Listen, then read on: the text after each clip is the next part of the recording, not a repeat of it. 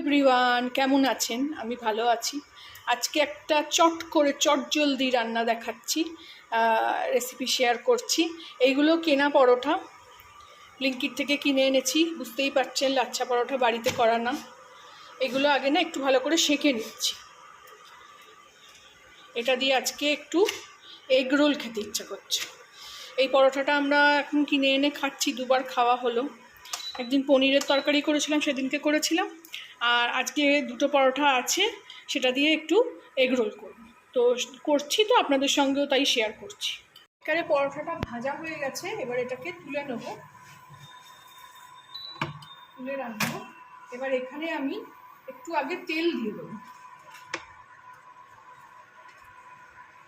যেমন করে এগরোল আসলেই করে, দোকানের এগরোল খেতে আমার খুব একটা ভাল লাগে না। আমি এই বাড়িতেই চেষ্টা করি এগরোল করার। আগে তো পরোটা করেছি, তারপরে আমাদের ওখানে বেহালায় পরোটা কিনতে পাওয়া যেত। সেই কিনে পরোটা, ওই পরোটা কিনে এনেও এগরোল করেছি। বাড়িতে করলে কি 2-3টে করে এগরোল খাওয়া যায়। প্রথমে একটু সাদা তেল দিয়ে দিলাম। এখানে আমি ডিমটাকে ফেটিয়েই রেখেছি। বাড়িতে এরকম রুটি ছুটি বেঁচে থাকলেও না আমি খুব এগ রোল করেছি। এগ রোল, রাস্তার এগ রোল খেয়ে ঠিক আমার পোষায় না।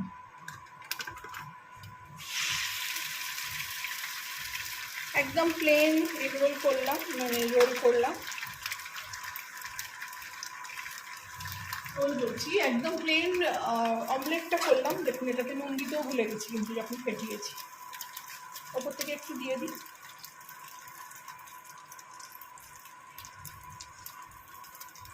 এমনি মশলাপাতি পড়বে, তাও ডিমটা একটু না পড়লে ভালো লাগে।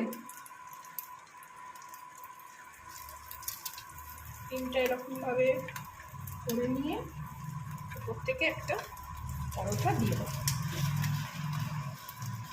এটা একটু কম আঁচেই রেখেছি, ভালো করে ডিমটা ভালো করে হয়ে যাবে,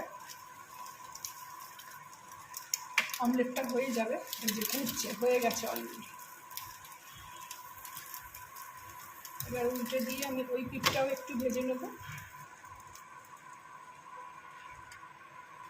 একটুখানি ভেঙে গেল, এরকম কিন্তু ভাঙে না আমার এগুলো, এইখানে একটু লেগে গেল।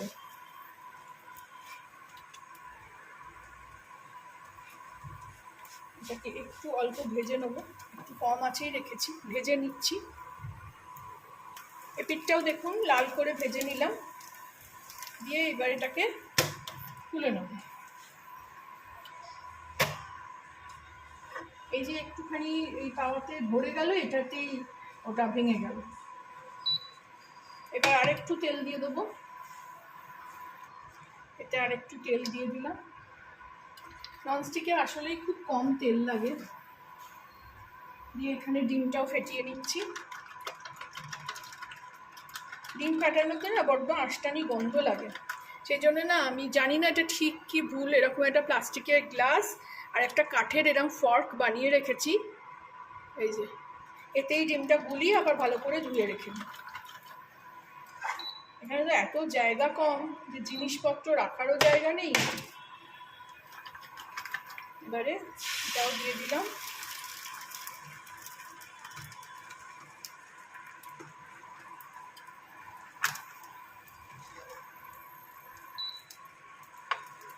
একটু ছড়িয়ে নিচ্ছি, দিয়ে এটাকেও বসিয়ে দেব।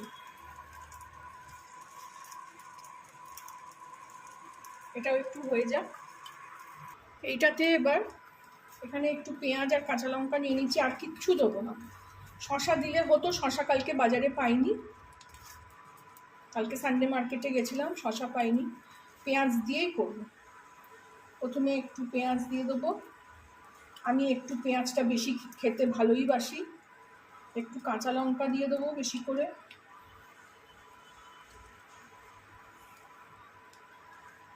আর দোকানে দিলে যত ঘাস পাতা, গাজর ভাজর সব একসঙ্গে মিশিয়ে দেয়।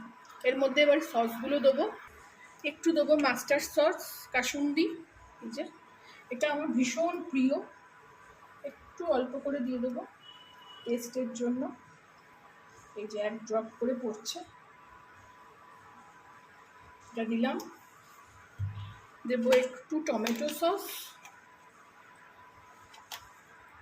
আমার মেয়ে তো আবার সসও বেশি ভালোবাসে নাকি,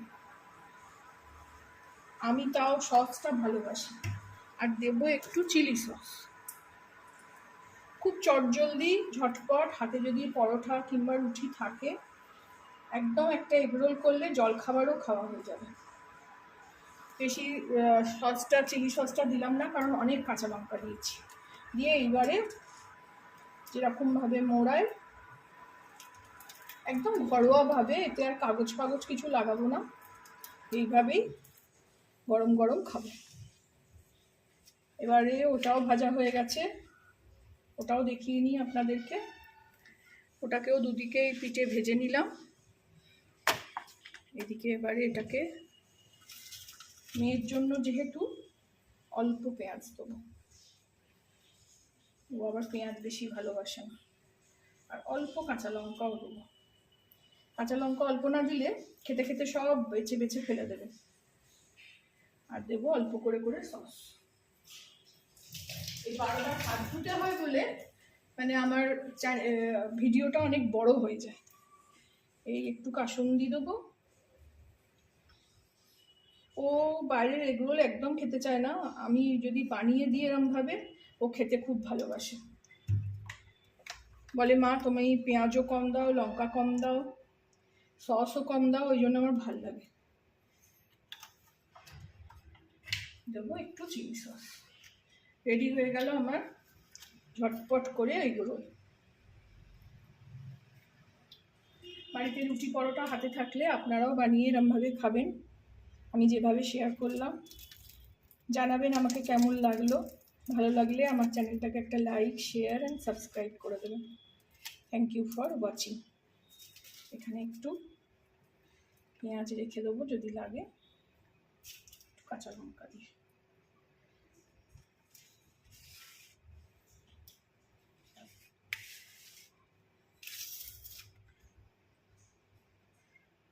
Thank you for watching.